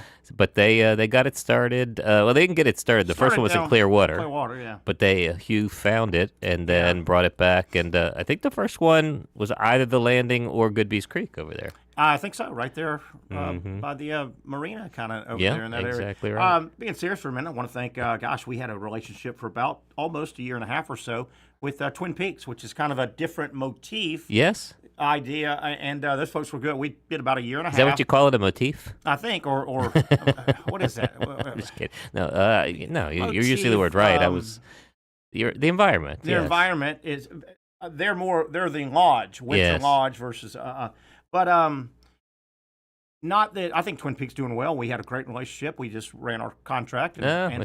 Sure, I get on the show, and we don't get to go hang out with pretty ladies at Twin Peaks any longer. That does not seem right. One of the not issues, but I think one of the Hooters issues, I will say issues, and is when Hooters burst on the scene 30-ish years ago, 35, whatever it was, seeing scantily clad, and I'm being serious here, scantily clad pretty young women was a thing. I mean, nowadays nudity or near nudity is so prevalent. Well, that's true, but I don't think it's such a whoa. I'm not a Hooters person. Never really been. I've been to Hooters, sure. but I think part of their lure, if you will, is that they are very attentive. Like they'll sit down with you, they'll talk to you, they'll pretend you're interesting or cute, even if you're not, and if you're hanging out there, But they I don't know what they're going to do to become more family friendly, but that is supposedly their model. Yeah. Because if you're only catering to lecherous men, you're leaving out a lot of your market share. Sure you are. Yeah. Sure you are. So other things. Yeah. What was the deal? I couldn't believe what you sent me a few days ago. The Rays home run guy. This guy, and he's a professional. Yeah, I don't even understand it. Home run foul ball collector. Yeah, let me set it up. It's, go ahead. It's this guy named Christopher Morel. Oh, I'm sorry, that's not true. That's the player. The guy's name is Hampel, if I'm not mistaken. Let's see, Zach Hampel. So, he's caught, and this doesn't even make sense to me, but he's caught retrieved thousands of foul or home run balls. It's sort of his thing. Now he, and I don't know how he knows which stadiums to go to, but he researches like where to be. He gets seats, but then he meanders around different parts of the field. And he kind of knows the game, knows the players well enough. And BP or even a game, there's going to be X. If there's a right-handed dominant team up to bat, there are areas that you could probably play the odds and say, there's going to be quite a few foul balls hit over there. And he's retrieving them. And he even takes people on, like, I'll say excursions. Yeah. Like, you could sign up to go with him, pay him some money at your stadium. He'll put you in a spot. He'll put you in a position. Which is no different than being a charter boat captain. Yeah, I guess that's right. I want to catch a sailfish. Well, I'm going to try and go put you on a sailfish. Unless you're interfering. Yeah, and what happened? I saw this clip, and it was ugly. Yeah, so I guess player, Ray's outfielder, I'll mispronounce it, but Christopher Morel, is that his name? Sure it is. Inches away from making a spectacular catch at the wall to deny the Los Angeles Angels a pair of runs, but he missed out after the ball was snagged by notorious ball hawk Zach Hampel. Yeah. And so that's not a good thing, especially. Did he get kicked out? You know? Did they kick him out? Let's see. He's tracking the ball, leapt to make what could have been a well-gem catch, but his gloves out. The 2 runs came across on a homer, with the first 2 earned runs surrendered by race starter Shane Baz this season. So he hurt the home team. Yeah, that's exactly right. Boo. So he rose to notoriety. Apparently, he's been involved in controversy before. Has a proclivity for being in the right spot, the right time.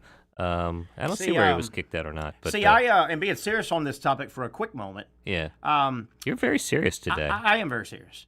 I blame, in this instance, Major League Baseball and the home stadium construction. Yep. And I'm being serious. And the most famous one recently was Steve Bartman. Right. Reached out. We all remember that. Got death wishes. But it happens a lot. You see it. The Yankees guys. Yep. It was playoff time, I think, right? World Series, right? And this guy moves around. This the guy. Yankee guys reached over, and Mookie Betts was. Remember that? We can name a million. My issue is right. If it's that big of a deal, hey, Major League Baseball, and you see it also with NBA. The courtside seats are so close. It's crazy. They're feet away. Yeah, make some space. And there are times, hey, NBA, MLB. You dictate how those parks are built. Yeah. The front row should not be humanly possible to get in play. Yeah. That's my first That's a good thought. issue. Is space that valuable? Like in the basketball, I mean, obviously they can So make it Jack that. Nicholson was going to spend $100,000 for courtside seats over the years for the Lakers, but if they pushed him back 5 feet, he wouldn't spend? Yeah, the front row is still going to be the front row, but at some point you're getting rid of a row of seats, though. I still, though, you also don't want that happening in the middle of the NBA Finals. Yeah, and I blame Major League Baseball could easily say the first row around the perimeter should not be humanly reachable. Right. Here's the thing I've never understood about baseball, and I think I'm right on this. I mean, obviously there's certain measurements that are regulation, but every baseball park is different. Mm-hmm. I mean, what sport do you have, like, Golf. home run distances are different? Well, but golf, everyone's playing the same. Yeah. But your home team with a shorter home run distance is going to have that benefit for Tall half wall, of their games, right? No wall in the outfield. Green monster, no green monster. Yeah, why wouldn't they regulate that? Yeah. Why wouldn't that be uniform? I like it. Yeah. I've always leaned more on the traditional side Of letting people make their own park, you mean? Yeah, I can live with it. Yeah, that's interesting. So when you show up, I mean, I know you played college ball. When you show up at a new park, do you sort of have to figure out? Yeah. I mean, obviously. Yeah. Foul territory, non-foul. That changes too? Oh, yeah. The foul territory is not uniformed. That's crazy. Yeah. Distance to the wall. Yeah. The wild pitch, things like that. Yeah, but it's not uniform. I will say this, and I watch a lot of women's fast pitch college softball. I think it's a fun game. You watch a lot of women in general, don't you? Yeah, I mean, I'm not going to lie. Red-blooded. Tying it back to the Hooters. But so you watch a lot of young girls play softball, I understand. In college softball, it's not across the board, but in terms of the outfield, most of the ballparks are a uniform 200 feet. Yeah, 200 across the board. So as that's come along, it's gotten more uniform. Now the foul territory and all is a little right. manipulative because space, I guess, and building. But I'm fine with that.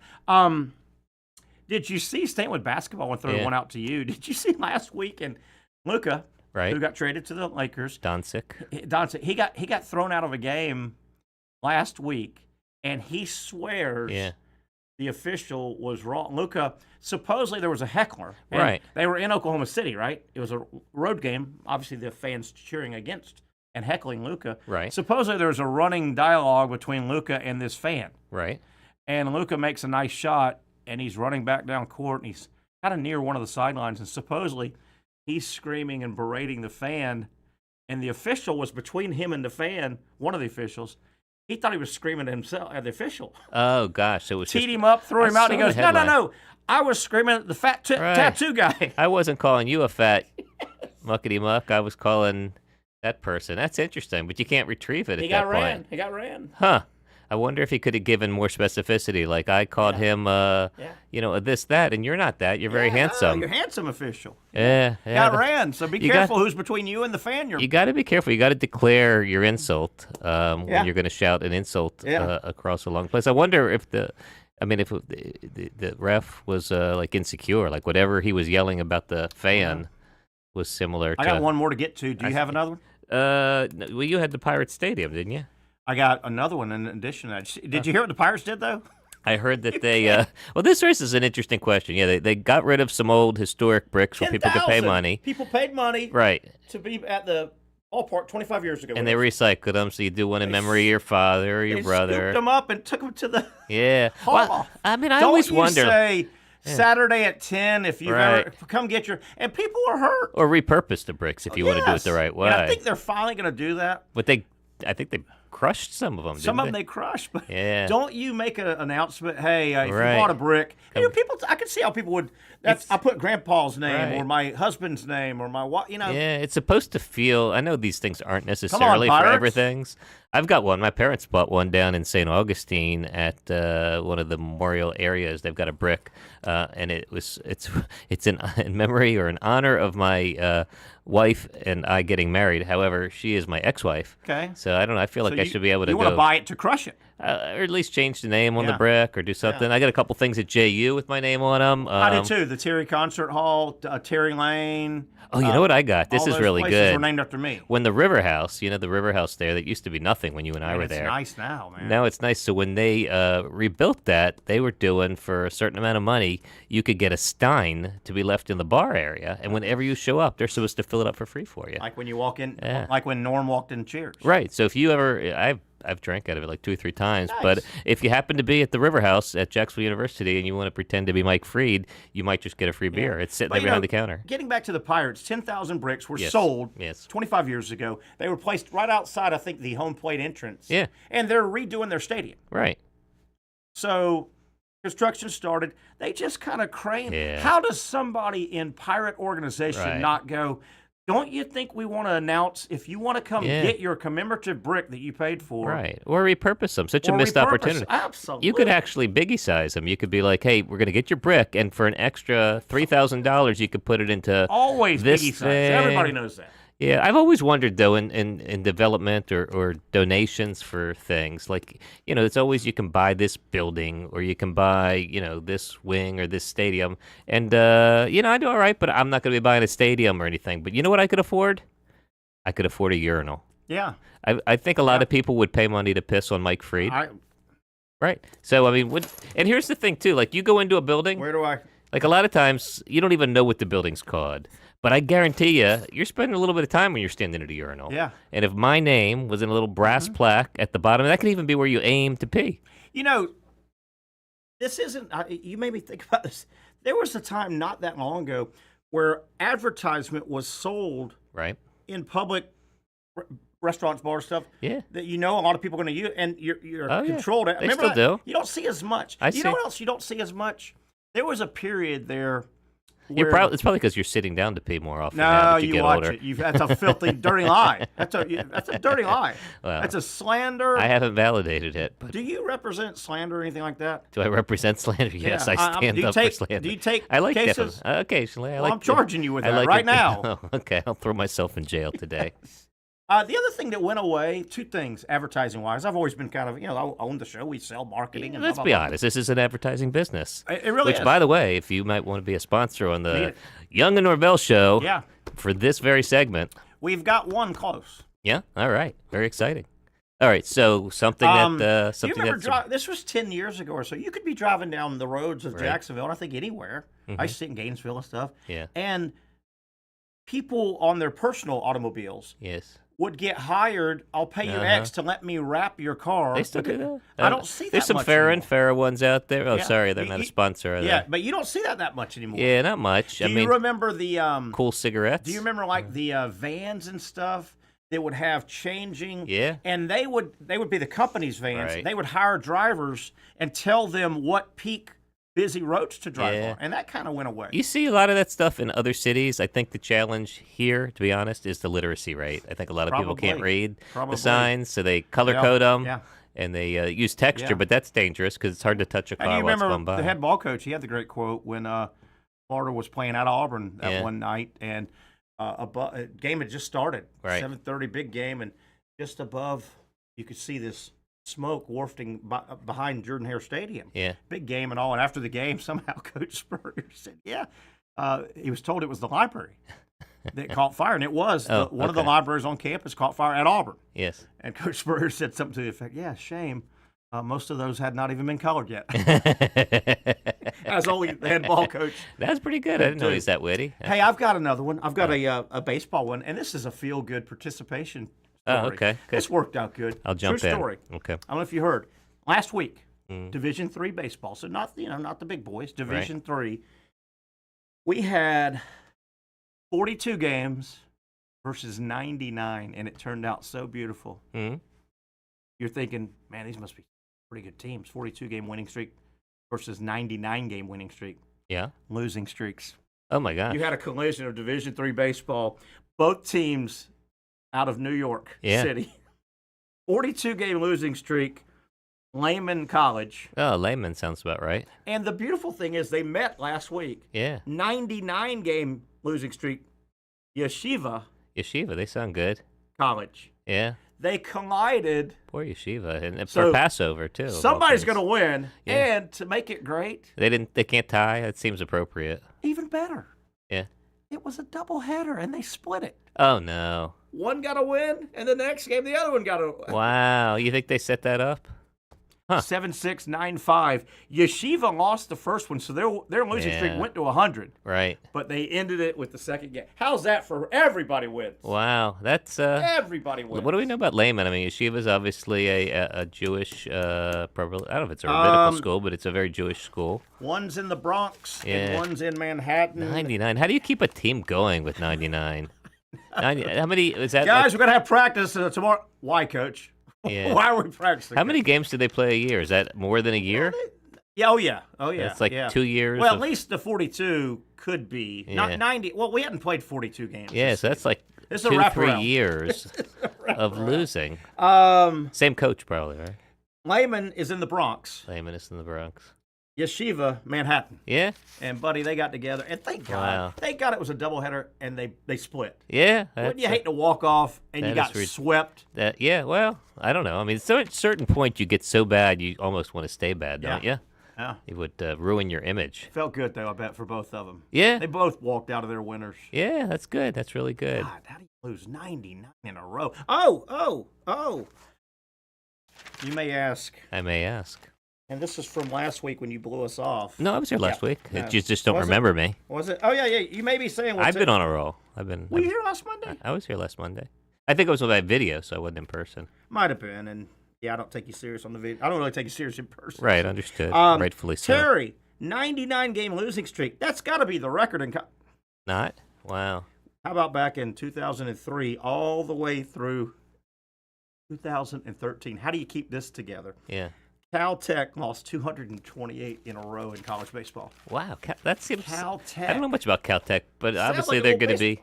They seem like they should be legit. California plays pretty good baseball. Yeah, it's tech, so that means they're engineering type math people. Wouldn't they have figured out how to get a win between? Huh.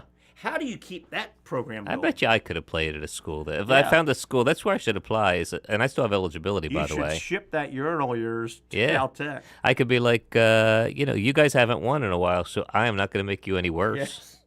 Yes. God. And do you cough up a little athletic budget for 228 in a row you lost? I don't know. What's your worst streak ever at high school or college, or just do you ever remember being in a doldrum? Being serious for a minute, I played on pretty good teams. Yeah. I wouldn't. Gosh, more than 4 or 5 in a row, probably. I wouldn't think. College, high school, we were good. Park ball and all was pretty good. I mean, JU, we weren't great. We didn't make regionals, but I mean, we were still going to win at least 30 of your games. Yeah, we were 35-22. We won. Yeah. So it's hard to have a long losing streak if you won more than. Right, and that's the neat thing about baseball. How about yourself, sports-wise, or just in life? What you like? Did you lose how many cases in a row? Never track it that way. I mean, I don't lose too many trials because by the time we go to trial, you wouldn't be doing it if you didn't have a really good chance of winning. There are settlements or motions or days and things that don't always go well. Have you had a lot that went to trial and they played out? Yeah. Calling witnesses. Oh, yeah. Less and less, by the way, you throw anybody in jail today? Not yet. Although Always when I see you, it gets closer and closer. And today goes up to 11:59 p. So you got time. Yeah, that's true. That's true. No, nobody in jail. But yet. I've lost, carried out a lot of cases that went, to the jury. Yeah, jury, a lot of arbitrations. How scared are you when it goes bench to trials? That's.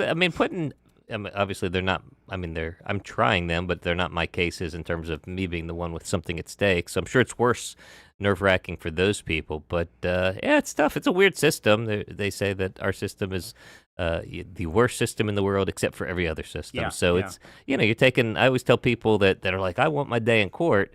I say, well, and again, no disrespect to the jury pool, the jury system, but in state court, for example, it goes off of driver's licenses.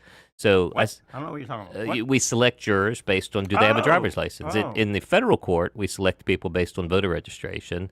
So at least in theory, you get a little higher. Have you had cases where the Hollywood stuff happens, all of a sudden somebody bangs through the two doors? Your Honor, I've got some information that needs to be out. No. Is that fake stuff? It's got to be discovered or something? It's pretty fake because you have to disclose everything ahead of time. There's almost no you ever get something like the morning of? Or a trial that's going on, and you find something out? Sometimes, and then you have to ask the court for a reason to reopen. Like a bloody knife? Yeah, it's with very... fingerprints? Yeah, that's not my kind of case. A gun? Mine are less. Smoking gun? Yes, those things can happen. You just kind of walk in that day, but you gotta basically you have to have a good faith reason for this new discover evidence. How many days? Do you remember the longest trial that went to trial? And was it days and days? For me, or you mean in general? Because obviously the OJ case went on for months or however long. Oh gosh, I haven't had any that were much longer than about 10 days. So a week. At the end of that next week. Did you throw anybody in jail at that time? You had to. No one went to jail. No. Why did you become a lawyer? My dad, he was on a jury up in Maryland, which is where I was raised, and he was on. It was like 6 months. It was a drug conspiracy RICO case. I wasn't listening. He was a juror. He was a juror. He was selected for jury duty, and for like 6 months, he had to drive and be on this jury in Prince George's County, Maryland. Yeah, it's crazy. He enjoyed it. Does that not end until all jurors are on the same side? Different states and different courts and different types of things. Majority or something? Yeah, theirs needed to be unanimous, as I recall, and they did ultimately wind up being unanimous. He was sequestered for 6 months? No, not sequestered. They just most cases are not sequestered. Most cases they just tell you can't talk about it, and then everybody unfortunately leaves and talks about it. No, they don't. No. People can't follow instructions. No. People can't follow. Tell you one thing, if I'm sequestered, yes, and day after day, yeah, at some point you gotta, yeah. It's got to be weird, yeah. Margie, psst, right. how you leaning? Yeah. And you tell him how you're leaning.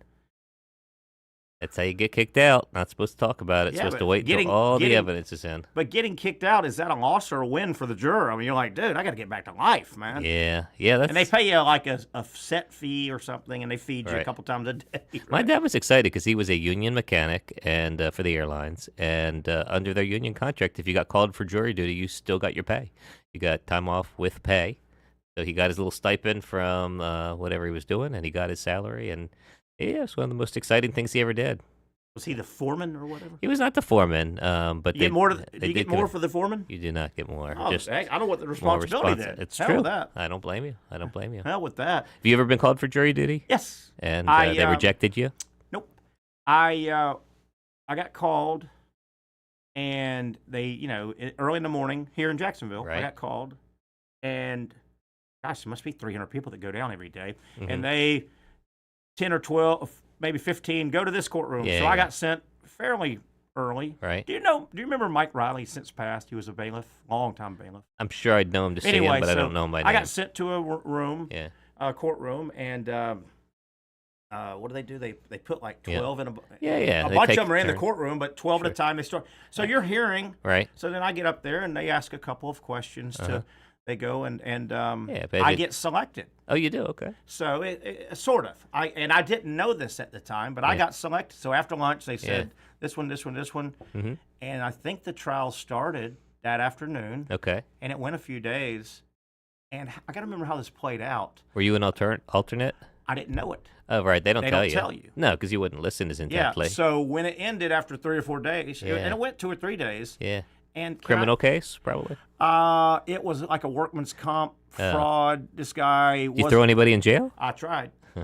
But they had a undercover filming workplace. Oh, those are fun. Wait a minute, this guy's supposed to be why is he working? He's pumping iron. Oh, so there were hours of dude on scaffolding, and so the back and forth. Yeah.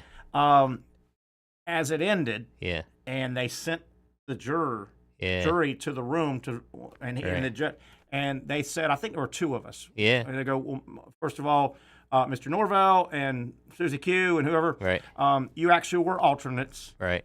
We didn't need you after all. Yeah, we didn't. We couldn't tell you because we want, and you did wonderful. You paid attention. You can leave. Right. Beat it. And then the lawyers want to talk to you on your way out the door, right? It's so funny. I'm going to say this anyway. Oh, you're allowed to talk about it now. Okay, yeah. Oh, goodness, yeah. And it's about a local... yeah, usually they'll interview you on the way out. Yes. Because they might settle based on what you say. Literally, as I'm walking out, right. You get your belongings and all. Yeah. I didn't know this, but one of the attorneys, it was Holt Harrell. Oh, really? Okay, so it was a Harrell & Harrell case. Great law firm. Yeah, yeah. And Holt Harrell, now this was 15, 20 years ago. Right. He talked to, number one, he said he remembered, he's a sports guy. Yeah. So I was, into business. He goes, hey, man, I listen to sports radio and, right. Didn't say anything during. So, hi, he goes, can I ask you a couple questions? And he asked me how, had I gone in the room, and I said I would have gone against him. Right. Against his side. I said. Yeah, it's good information. And he thanked me for that. Yeah. But he told me that was his first case that he was involved that went to. Oh, interesting. Gosh. Now, keep in mind, this was 20 years ago. Yeah, it must be. Maybe even longer. Very, very nice. And I bumped into him 2 or 3 other times. But, yeah, it was his firm. Right. And did he ever tell you what the jury did or if they settled based on your I ran into or knew – I think I ran into somebody I quasi-knew and I said, how'd that go? And it went the way I would have gone. Okay, yeah. And I'm trying to think the other guy, the other side, he was a seasoned guy. And he was a seasoned – plaintiff's grizzled defense lawyer. Grizzled guy. Yeah, those guys are the insurance defense lawyers. Gosh, if I could think of his name, you would know him, and he's probably retired. But it was funny, Holt Harrell talked to me outside. Yeah, his sister Julie's a good friend. They're a good Is friend. that right? Yeah. Yeah. So it was. I didn't know that. And he said, yeah, this is all on the up and up. You're released, and we were in the hallway of old courthouse. Oh yeah, So that's more than 20 years ago. Yeah, this wasn't the pretty courthouse that we're in now. I don't think. Yeah, because they tore that one down like in 2010. Yeah. But no, he said, hey, how would you have gone? I said, well, and I told him why I thought this was compelling or this wasn't. But if I had to go yes or no, I would have. Yeah, we'll ask And then that. he punched me right in the face, and it hurt. And then you had to sue him. Yes, and I sued him. No, a lot of times that information. He was wanting to get some scoop on him and his team. And well, sometimes you go and you settle the case before the jury comes back based on the input of some juror. Like, this is not going our way. If I remember right, too, talking to somebody, and they asked for several million, and it actually came out where both sides kind of won. Yeah. The number got way knocked down. Yeah. The jury said this and this, but this. Yeah, that's unusual. So I think they both felt like they won, excuse me. Or everybody felt like they lost. That happens too. They say the sign of a good settlement is nobody's happy. I'd be a good lawyer, wouldn't I? Don't you think? I think you are. I mean, yeah. Habeas corpus. Very good. What did I threw somebody in jail right there? Actually, habeas corpus is usually designed to get someone out of jail. Judas Priest. Yeah, Judas Priest. That's a band from the 80s. Yeah. What are some of the other key words that you guys throw? Those good Latin words. Amicus Curiae. Yeah, I know him. Yeah, he's a good player. Yeah. Dodgers. Left fielder for the Dodgers. Oh my God. Where are we at? What are we doing? We done? What are we doing? I think you're done with me. Yeah. I don't have any other funny things left other than coming out to the Comedy Zone this Wednesday and see a great show. I'd love to see you. Say hello. You say hi to Leah for me? I will say hello to Leah. When I went, I met her. She runs the joint out there. She runs the joint. She does. Anybody that was there last month when I was there will be there? I don't know. Besides me, I don't know. Yeah.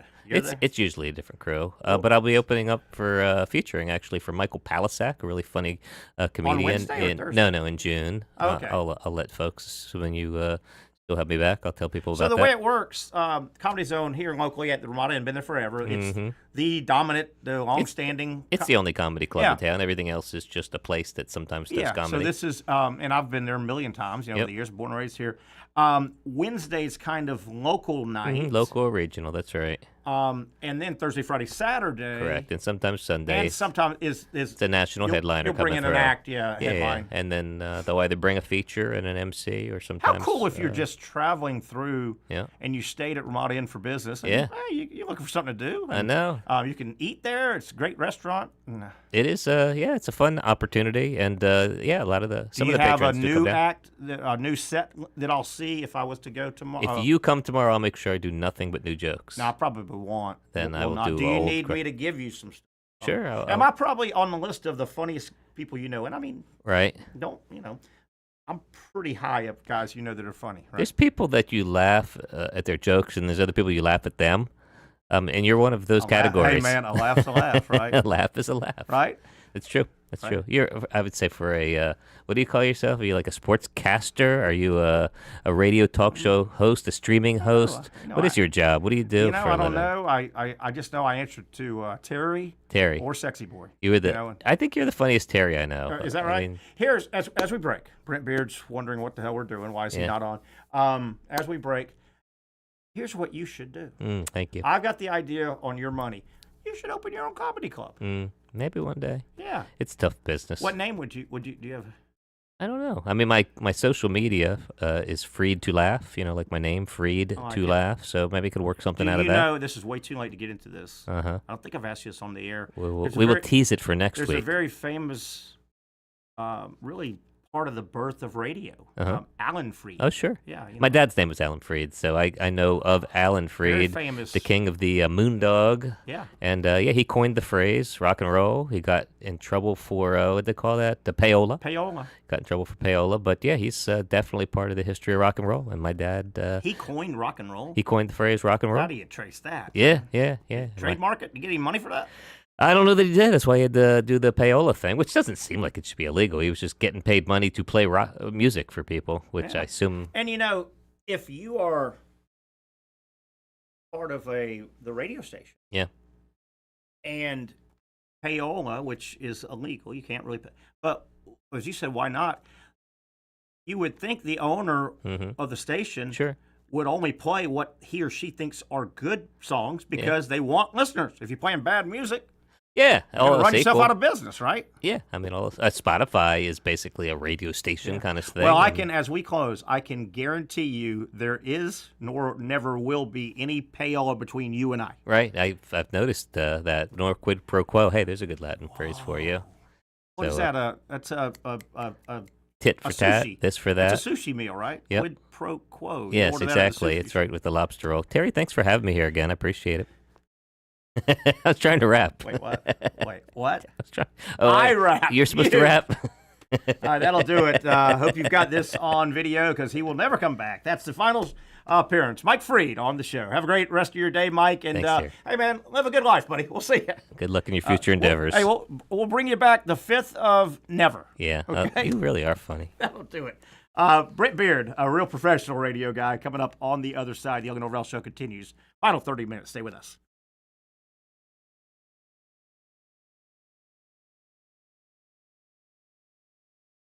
Finally, a family atmosphere, kid-friendly restaurant with a real sports bar feel. Bricks Jack's Beach features all of that and a large, climate-controlled covered patio with misting fans and heaters for all seasons. Mix in an extremely diverse menu that features the most quality and affordable steak at the beach, and there's no reason not to enjoy your next lunch, dinner, happy hour, or big sporting event at Bricks Jack's Beach, 300 2nd Street North in Jacksonville Beach. See you at Bricks Jack's Beach.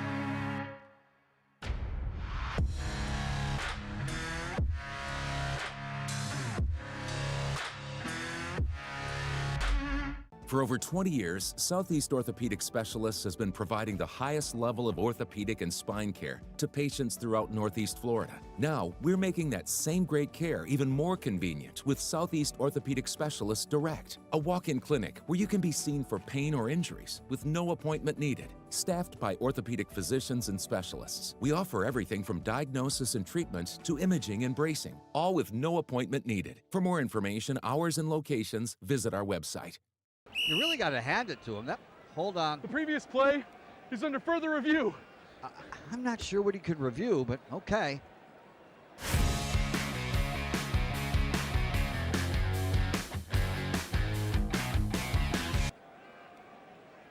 Sure has been a while. Dine in at Hurricane Grill and Wings for the football season. Well, there he is. Oh, what is that? Hey everyone, Olivia Tasley here from Action Sports Jacks to tell you all the different ways you can watch our new 24/7 network. 3 easy steps. You don't even need a pen and paper to write it down. Step number 1, download the app. Search Action News Jacks in your app store either on your phone or your smart TV. Then, once you're on the app, click on that little drop-down menu in the upper left-hand corner with the 3 little lines. That'll show you these options, and boom, right here, click Action Sports Jacks 24/7, and you will be brought to our continuous stream channel. That app can be accessed through all these different platforms, whether you have Roku, Fire TV, Smart TV, Apple TV, or Google TV. You can find our app. Now, if you don't have access to the app, don't worry. We still got you covered. We're across all social media platforms from Facebook, Instagram, X, YouTube, Twitch. We have a podcast channel. Plus, check out our short reels on our TikTok. Action Sports Jacks 24/7. It's on all the time and everywhere. Summertime means sizzling sales at Nimnick Buick GMC. The #1 Buick GMC dealer in Jacksonville has lots of inventory to choose from with their best price guarantee. Nimnick never charges above MSRP. You can save up to $10,000 off select new GMC Sierras or get rates as low as 1.9%. You know, I'm a truck guy. GMC Sierra, my trim level is an SLT. This one's an Elevation. Pretty good looking color as well. So here at Nimnick Buick GMC, you have a lot to pick from. My father-in-law, he drives this, an Enclave, so I feel like that GMC in the family. 2025 is coming around the corner, which means it's almost time to close out those 2024s this summer. You can schedule a test drive at NimnickBuickGMC.com, and while you're there, check your trade value and customize your payment options. Nimnick is there for you, even on Sundays. Visit the showroom on Phillips Highway or shop online at NimnickBuickGMC.com. Nimnick, your friends in the car business since 1941. GMC, we are professional grade. All right, back we are. I want to thank Mike Freed, as always, for coming in. We like our lighten it up kind of segment, Out of Bounds, with Mike Freed. We welcome you back. 30 minutes left. Let's get back into some hardcore sports talk, leaning toward college football and basketball. Brent Beaird joins us. Brent, let me just tee it up for you. Your thoughts on the way the Nico stuff has played out over the weekend. Pro athletes hold out, man. I know there's a lot more to it, but take it and run with it. What are you feeling about what went down in Knoxville? Tennessee did the best thing they could do, which is cut ties. They needed to do that. You cannot pay someone who is a middle of the pack SEC quarterback twice as much money for very little, if any, production, right? Yeah. So that was a good decision. I'm amazed on Twitter today. Well, now it's not Nico's fault. It's the NCAA. Yeah. Guys, do we not have any better sense than to make a statement like that? Of course it's Nico's fault. And Terry, what really disturbs people, and it should, and some folks may not have heard this, but he was actually thinking about sitting out the playoff game versus Ohio State. Now, as poorly as the whole team played, they may have played better if he had set it out. So, but it puts them in a lurch. I mean, they have got to find another quarterback. But, I mean, Terry, frankly, the way he played this past season at times, it wouldn't take much to find someone better than he is. I mean, it looks like maybe North Carolina, Tulane, or a couple of the teams that that he's looking at. But I mean, obviously, we've got to have some better guardrails in this situation, and we've got to be able to deal with situations better than we're doing with this. But look, I wish the kid well. I really do. But fortunately, Tennessee did what they needed to do, and they should be lauded and applauded for cutting it.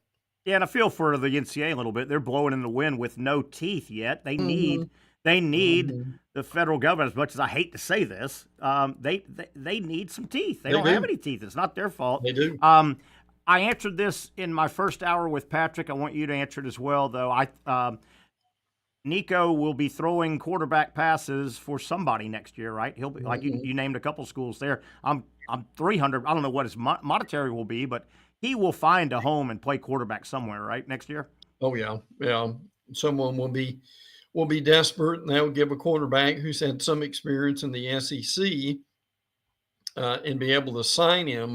Now I can tell you this: he's not getting $4 million from anyone that has a lick of sense.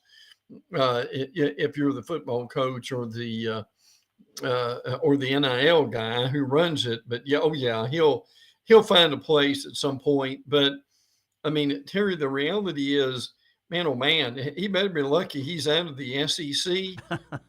We tease this on Friday, but can you imagine what that locker room would have been like, and what the Tennessee fans and the opposing fans would have done with him?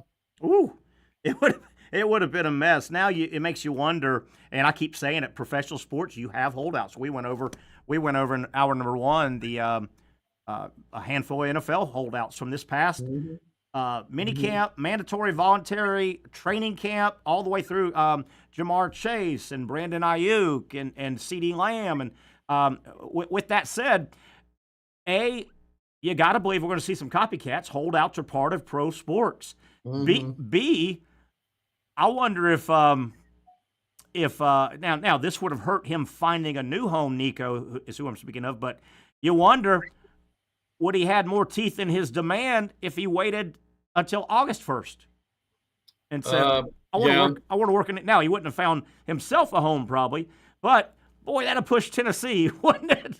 3.5 weeks before the season starts. Well, but what would have been amusing about that almost would have been, okay, let's just pretend he does that. What if at that point everybody's got their roster set? What if no one, Terry, comes and picks him up? Yeah. But I mean, he would have been much better off if he really wanted to leave, to have left in the winter quarter. But I mean, you're still to talk about the end of the season and the playoffs and so forth. But let's be honest about this Tennessee team last year. Nico did not get them in the playoffs. No. Dylan Sampson and their defense got them in the playoffs. I agree. Totally agree. You've got a lot of news and notes from spring games, spring practices, whatever you want to call it, and then just some college football stuff. I was happy to see Reese Davis re-upped with ESPN. Yeah. And tip of the hat, man, I think Fox has come way further in 3 or 4 years with their college football than I thought they would. I always thought Fox kind of patted college football on the head, but they have made a commitment. Davis said he's going to turn them down, stay with ESPN. Charles Davis will take over for Gary Danielson as the lead analyst for Big Ten football, which Charles has paid his dues. He's been around. I've always liked Danielson. He's got one more year. I do too. And certainly I don't follow him as much now that he's out of the SEC. But are you fine with Davis, Charles? Oh, yeah. Charles Davis, who played ironically at Tennessee, is really one of the better analysts around. Mm-hmm. So I think he'll do fine. I did have a conversation with Reese about this situation a few weeks ago when he basically said the same thing, that to his credit, Fox really pushed. Yeah. Now you think about that a minute. That's your thing of you want to getting him as a positive, and hurting your competition is what you want to do too in that business. And that would have done both, right? Oh, it most definitely would have done both. I thought I got a chuckle staying with Fox, in that same vein, you were talking about how in your notes, you didn't say this, but the notes said, well, Fox is kind of getting in the game big time. They stole a couple of ESPN stalwarts. They said stole a couple from the last couple of years from ESPN. Tom Rinaldi, who I can take or leave. He's Mr. Human Interest Story. Yes. And Chris Bear Fallica, the little handicap guy that he was just a created. You think anybody cares where he's at? Well, I'm sure there's some gamblers who probably do, but I mean, Chris just kind of made that into a segment. Yes. With ESPN, so they went with him. And basically, Chris was mainly what, Terry, a producer. Yeah, he was almost like the stage manager on site, So, good for him. Alabama Auburn quarterback situation quickly. Looks like Ty Simpson has cemented. He's going to be handed the ball when the season starts for Alabama. Auburn, I don't know, what all's going on with Auburn's quarterback. Yeah, I mean, they've got a hotshot freshman too that they really like, and I think they'll give him a look. But Jackson Arnold is going to be your quarterback at Auburn. Now, they've got a lot of receivers. They've really upgraded their offensive line. So that's going to help. Terry, since you mentioned Alabama, brother Bill Oliver died today. Oh, no. The former Alabama defensive coordinator who was the brother is his nickname. He was the evil genius behind dismantling Miami in the 1993 Sugar Bowl and won Alabama the national championship. Brother also, and look, how old was he, Brent? Did you see how old he was? He was 85. 85. Nice long life. Very, very well respected. That's right. And Terry, a couple things people may have forgotten this. He actually went to Auburn. When he didn't get the Alabama job. Remember that, as the coordinator. And that was in the state of Alabama, that was the closest thing to high treason there's ever been. Yeah. But he'll always be remembered as a Alabama guy. He was, he had the chops, defensive coordinator chops. He was Irk Russell. He was Mickey Andrews. And he's a little bit older than Coach Spurrier, but he was. When Spurrier was in the SEC, Brother Bill was kind of the defensive coordinator that mimicked Spurrier, right? Yeah. He was the defensive Spurrier. He was the genius. He was considered the genius. And Lord, I remember you and I talking about this a lifetime ago. There were always rumors that Brother may end up with Spurrier, and you had the two greatest minds. And folks, what Terry said is true. If there's this would be a fun show sometime. Yeah. If there is a Mount Rushmore of defensive coordinators, Bill Oliver would be on it. He is on it. And I think, because when Spurrier was at Florida, there was 2 or 3 open D coordinator positions. Zook moved on and Bob Stoops moved on. Yeah, there was some serious if I ever catch Coach Spurrier in a minute in the press box again, I may try to remember to ask him, hey, Coach, did you and Brother Bill ever get close on the staff? Now, I will say this. Bill became a consultant late in his career, and I understand he consulted often with Spurrier. How about that? So, probably have never we may never know what was involved with all that. Yeah. But I'm just telling you, and if he was alive today in his prime, Oliver would be getting between $2 and $3 million a year as a coordinator. Easily. Over in Gainesville, I did not go to Gainesville Saturday. All reports are that Dallas Wilson might be a hit the ground running special wide receiver. It's hard to say Jeremiah Smith. It's hard to say Ryan Williams until you do it with the lights on. But I don't remember a receiver in a while coming into Gainesville with this much fanfare. They're high on this cat. Well, they are. 10 catches for 195 yards. Doesn't take long to do the math of that. but you remember he was an Oregon transfer, and they really like him. He had 13 targets in the game, which I thought was interesting. I mean, 10 of his catches were at least 20 yards. Also, so and Ja'Cory, that running back, my Stars Terry, ran for what? Yeah. 198 or something like that. So now look, again, I'm not saying it was against Air, the neighborhood kids, but I mean, your defense is not. When you're in a game like that, you want to see offense, and that's what the fans got. Georgia had a little scrimmage. They're set at number 1 running back. We know they're looking for a backup running back. The Robinson kids can't stay healthy. I'll tell you one thing: if there's anything in a name, give me Bo Walker. Bo as in Bo Jackson, and Walker as in Herschel Walker. They said they like him, but they need a second back. Georgia, everybody needs that second back, and they never found one last year behind Frazier. No, they really didn't. So, but you're right. The Robinson and the other Robinson just cannot stay on the field. I tell you, it's going to be really improved for them as their wide receivers. Looks like it, doesn't it? I mean, my Stars again. You, me, Zach, and your dog at home could have done a better job in receiving at times last year than that. But they love this Zachariah Branch, Noah Thomas, the A&M transfer.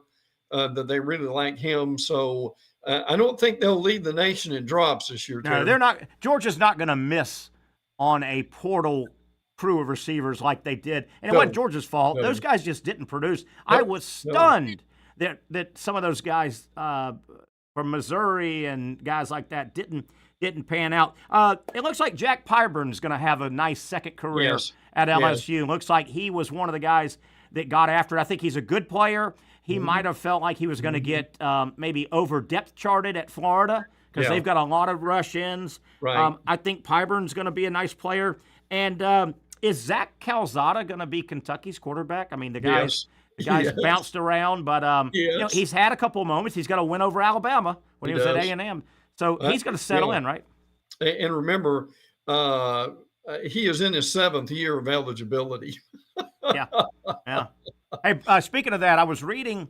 It said I think it was Stuart Mandel. I want to give him credit. A Q&A mailbag. You could ask him anything, and a guy said, Stuart, is the crazy 6 and 7 year eligibility, is that finally over with the COVID and the extra years and all? He said, not quite. Technically, if you came in 2020 and you redshirted, you could be playing one more year this year. And he said there's not many guys that fall under that. Right. But you could find another 7-year guy somewhere. But see, here's what is another caveat to that is, and I saw this today, you've got 2 more guys who are suing the NCAA to get more eligibility. Yeah, I saw that. And see that, look, it doesn't bother me if they play for 100 years, but pro sports now. But Terry, at some point, how fair is that to the youngsters on your roster? Yeah. Or they, you got guys coming back and back and back.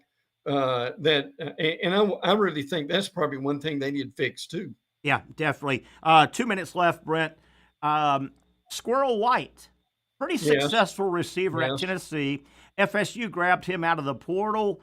I've always thought he's banged up a little bit. I've always thought he was good. I always thought he was going to be the next level good. Not quite what I thought, but can he help? He can help FSU, right? Oh, yeah, absolutely. Oh, yeah. And if he gets healthy, he's a good slot receiver. Yeah. And I think that would be I don't think that there's any doubt about that. That would be a big help to them. Now, FSU still practicing this week. Is that right? They don't have a spring game, but they will. This is their last week of practice. Gotcha. So keep that in mind. And another thing people want to know today, Carson Beck starts throwing. Throws the football out. Obviously, UCL elbow surgery. Yes. Had the injury in December. So January, February, March, half of April. So, yeah, that's probably right. I'll try and ask Dr. Bates that on Wednesday. Is that the right timeline? And Ruben Bain, boy, he's a player that Miami's counting on. Got hurt I'm telling you, he got hurt like the second play of the game of the season against Florida. And that was a blow. That was a blow to Miami. It was.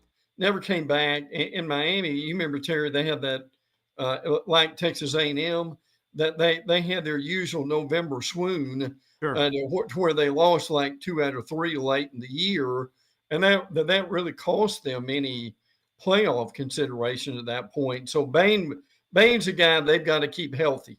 Football portal opens tomorrow, I guess. It's Wednesday, actually. Wednesday. But you're right on it as usual. And again, people need to keep in mind, we're repeating ourselves, but it's necessary. SEC players cannot transfer to other SEC schools in the spring portal. Yes, and still be eligible to play. Correct. This coming year. And I think the football portal is only like 10 days, right? It's not. Thank God. Yeah, 10 days, yeah. But it will overlap with basketball. So we should be getting some real information here with players moving around. Both basketball and football here over the next week or two. Well, and by the way, the Phylon kid at Alabama, he let people know today he's going to the NBA. He needs another year, frankly, but these guys get stars in their eyes, and they get Nico's uncle's cousin, agent to whisper in their ear, and they think they can. That they can have a 10-year NBA or NFL career in 10 minutes. Brent, good stuff as always, man. We'll have a lot probably by the end of the week. We'll do it again soon. Thank you. That's Brent Beaird.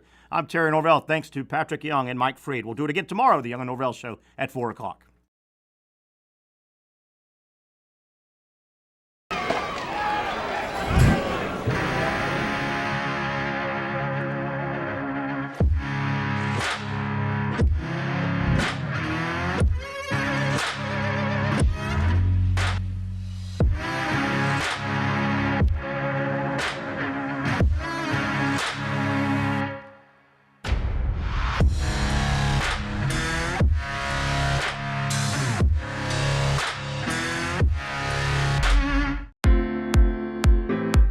At Southeast Orthopedic Specialists, we know pain and injuries can stop you from doing what you love.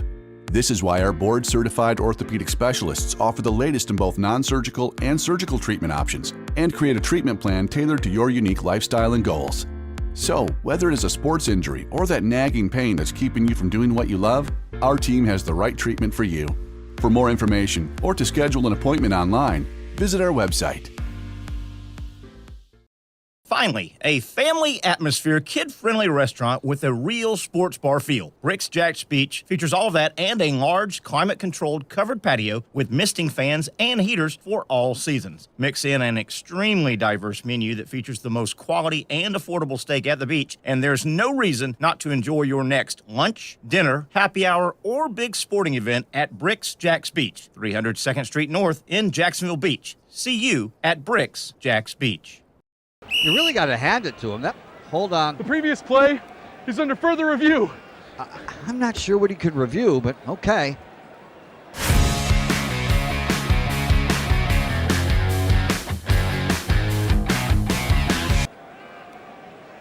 Sure has been a while. Dine in at Hurricane Grill and Wings for the football season. Well, there he is. Oh, what is that? The Action Sports Jax 24/7 network is streaming. I'm Stuart Weber, and I'm here to teach you a nice 3-step process on how you can watch all your favorite programming from the Brent Beaird Show every weekday 10 a.m. to 1 p.m. or the Cup Date with me. It's fantastic. We talk NASCAR. It's a great time. Wednesdays at 1 o'clock. All right, first step, easy. Download the Action News Jax app. You probably already have it downloaded on your phone, so you might already have that one taken care of. Step 2, see that stack of pancakes up there? You click that stack of pancakes, and it's going to bring down step number 3, which is a full screen of all the different streams that you can click on, including the Action Sports Jax 24/7 stream. You click that, the video's rocking and rolling on your mobile device. You're watching all the shows you want to, and you're having a good time. You can also do it on your smart TV with the Action News Jax Now app. I do it on my Samsung TV at home. It's a great way to watch it on a nice, large screen for all the content. That's the Action Sports Jax 24/7 network. Hope you can find it.